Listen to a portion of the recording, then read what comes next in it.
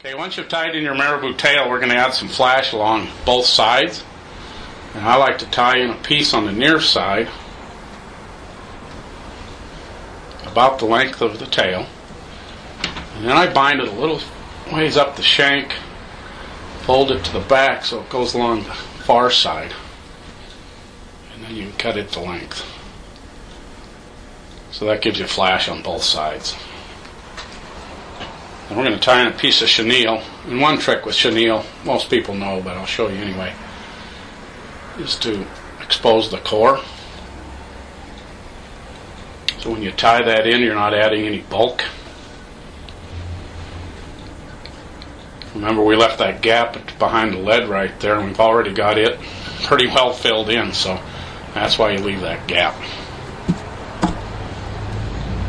Then we're going to tie a little copper wire in for the rib.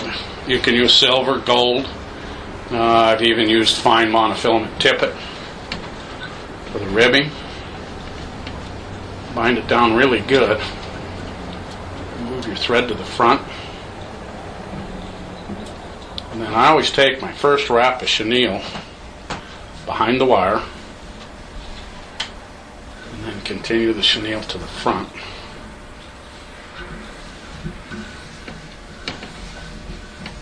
Hand over hand.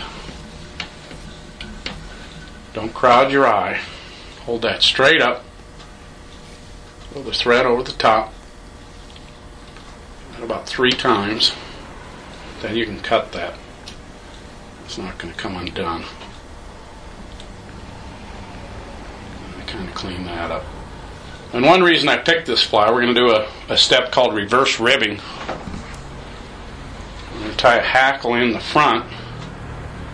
A lot of people will tie their hackle in at the rear, and then it's in the way while you're tying, and then they wind it to the front. This way, you tie the hackle in at the head.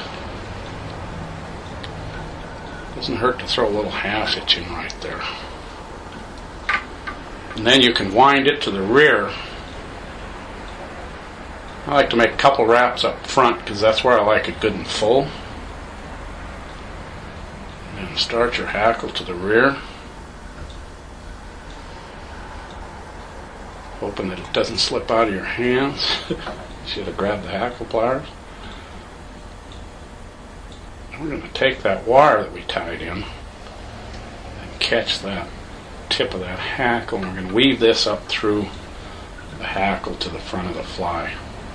And this adds a whole ton of durability to the fly, and that's one reason you tie your own anyways, to make them as durable as you want.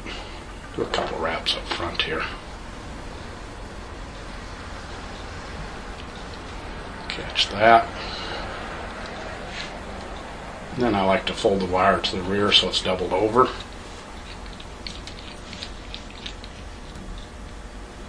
And it's not going to pull out. You can just wiggle it. Eventually it breaks. And do a quick whip finish on it.